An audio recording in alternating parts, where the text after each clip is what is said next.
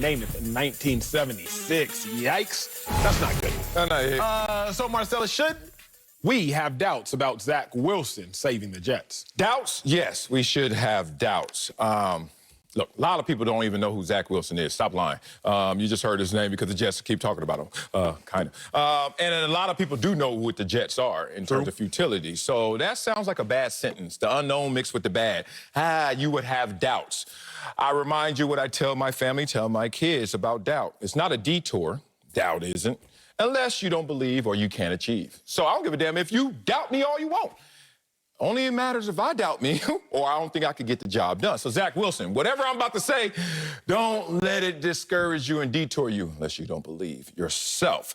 Zach Wilson has an interesting career right here. A lot of people talk about the great 2020 season, but then when you look at him in detail, you start to say, what happened to the other two seasons?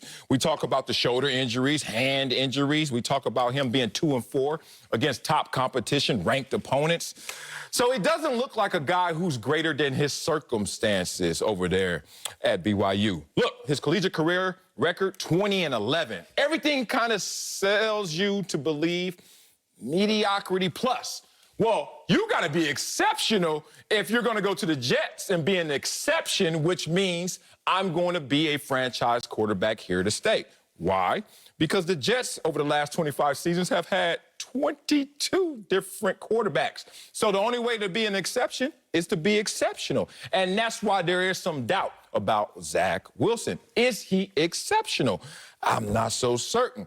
I'm not into the whole, what you read and what people are trying to say, the Jets and futility and the culture. Because last time I checked, you can look at the Chicago Bulls right now and say, that ain't Michael Jordan's Chicago Bulls. And you can look at Tom Brady's Tampa Bay Bucks and say, that ain't the paper bag Tampa Bay Bucks. So cultures change based on thoughts, words, and actions and what people subscribe to. And if you just ball out. I'm not a believer in that. I used to play against these Jets. Oh, my God. Vinny Testaverde, Keyshawn Johnson. Shout out to my dog, Wayne Corbett. Oh, Brian Cox. Neck roll to the sky, coming at you, spitting, Mo Lewis, like, etc. They had squads. You can even talk about Mark Sanchez in the AFC Championship games in consecutive years. But it's on Zach Wilson. And right now, you're okay if you're out there wondering, one, who is Zach Wilson? And more importantly, should you doubt Zach Wilson? Because there are still a lot of unknowns. So I might have to take it a step further, big dog, because doubt means a feeling of uncertainty or lacking conviction. Yes, yes. I don't have doubts about him saving the Jets. He won't. Come on, man. And I'm not going to put that on his life, but still, let's be real, big dog. Let's not play favorites. Mark Sanchez, my dog, he was a really good quarterback at USC. Won a lot of football games at USC, even though I believe he was only one-year starter. He didn't save the Jets. Let's talk about Geno Smith. Geno Smith was a dog at West Virginia with Tavon Austin, Stedman Bailey. Led one of the most prolific offenses in college football since the 2010s. I remember watching him in Austin, Texas, dismantle a very quality Texas defense. Geno Smith ain't saved the Jets. Let's talk recent. Sam Darnold, you know this one for sure, was a dude. Yes. A dude at USC. I was a college football analyst. It was my occupation to study all the quarterbacks, and Sam Darnold was a dude. That's why he was taken top 5 overall. He ain't saved the Jets. Greater men than Zach Wilson have failed. So how are we now going to speak with some sort of conviction or authority and believe that Zach Wilson will save the Jets? And here's the biggest thing. If you hear nothing else, hear this. It's not going to be Zach Wilson's fault. Okay. Like, if you hear nothing else from this whole block, understand, it's not an indictment on Zach Wilson, but I've said it before. If I stand on a chair and you stand on the ground, it is easier for you to pull me down than for me to lift you up. Zach Wilson is standing on a chair right now, a pedestal, literally, number 2 overall pick if the Jets do, in fact, take him. It is much easier for the Jets organization to pull Zach Wilson down, as Mark Sanchez, you could argue, was pulled down, as Geno Smith was definitely pulled down, if Sam Darnold was pulled to the depths of the dirt of the ground. It's much easier to be pulled down. So it's not going to be Zach Wilson's fault. But if you're a defensive head coach, which Robert Saleh is, and he comes in and he said just as recently as last week, I'm not going to prioritize the quarterback position or overly prioritize the quarterback position, it's not even going to be his fault. Todd Bowles, great defensive mind, just as good a defensive mind as Robert Saleh, became the Jets head coach. Todd Bowles acquires Sam Darnold. Todd Bowles does nothing with Sam Darnold. I'm not going to blame Todd Bowles, but what I am going to say is this. We've seen greater quarterbacks than Zach Wilson fail. I'm not going to bank on Zach Wilson succeeding. Careful of that greater quarterbacks than Zach Wilson talk. You're talking to a small school player over here. Greater is relative. It's not absolute. So I watched the draft. I think I was the 9th defensive end chosen. And I think one day we did on the show, Max Kellerman and he said, let's redraft your draft class, because he was trying to clown. He said, would you go higher or lower? I would have went higher because of achievement. But by perception, I would have went where I went, 52nd. People said, you played against accountants and nerds. People said, oh, those muscles ain't going to translate to NFL. You don't have that experience. Be careful, because a lot of people, when you talk about the 3 names I'm going to talk about, had their question marks, but they were protected in part because they went to big schools, bigger schools, or their programs. Mark Sanchez, I remember, because I'm an LA guy. I'm covering USC. Mark Sanchez moved up the draft because of likability in interviews. He wasn't supposed to be top 5. He wants to be number 5. But by performance, when he left off the field last game at USC, he was not number 5. But you got in that interview room, et cetera, whatever, the freckles, I don't know what it was, but people start saying, move him up. Geno Smith, there were question marks about his processor. Let's just be his RAM, whatever the hell. People are like, Geno, It came out in different forms, different fashions. But I'm just pointing out the question marks that don't get highlighted when you're at a big program like they do when you're at a smaller school. Sam Darnold. As much as I love Sam Darnold, He was a dude. He was a dude. And then there were some times where you're like, that interception was unnecessary. Sure. And then that one was too, because you were such a dude, you got a little too arrogant with the arm. All I'm saying. Sam Darnold got a raw deal with the Jets. I give you that. But Sam Darnold's coach with the Jets is not going to be Zach Wilson's coach with the Jets. Sam Darnold is not the same as Zach Wilson. Zach Wilson, first 2 years, 8-8. And you're like, once again, he's not a number 2 overall pick in the first 2 years. What happens last year? 11-1. Forget the record.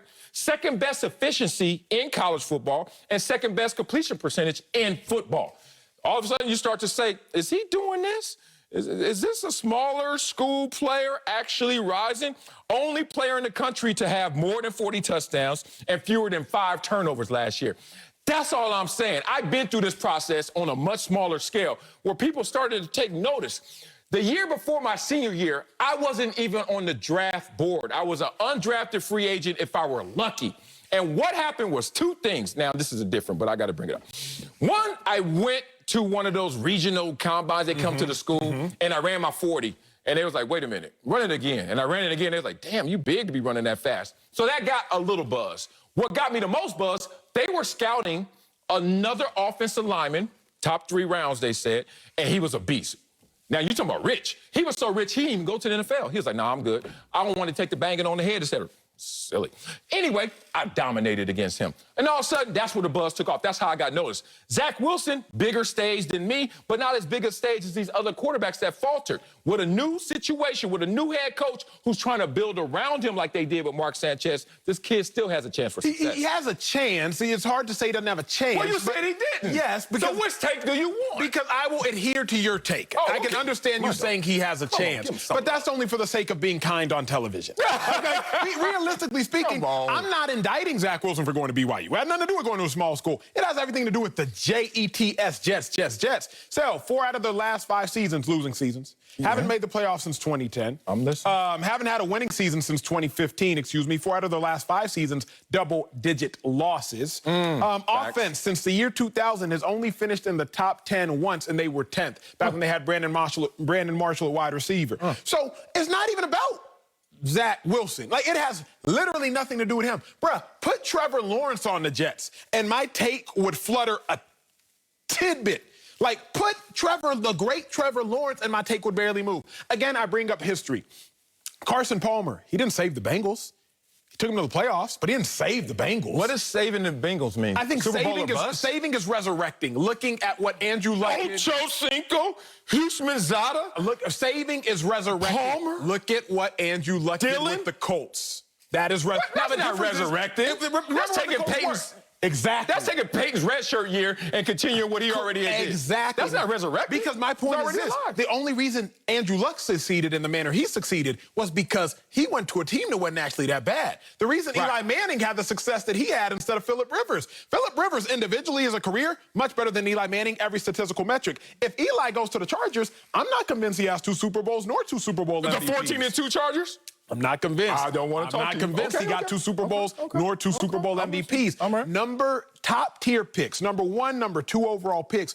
The reason they're number 1 or number 2 typically is because of where they are going. It is a porous franchise, impoverished at many positions across the depth chart. This isn't even about Zach Wilson, but who they got at receiver, Sel? Their biggest acquisitions, Corey Davis, never had a 1,000-yard season. Keelan Cole had a 700-yard season last year. Tevin Coleman hadn't started 16 games in God knows how long. So, like, they don't even have the talent around Zach Wilson. Zach Wilson's still going to feel like he's playing at BYU, except he's going to be playing against Power 5 competition when he goes out there and has to go against the Patriots. When he goes out there and has to go against your Bills. When he goes out there and has to go against the Dolphins, he's going to be looking like, yo, I thought I left BYU, big dog. So it's not about Zach.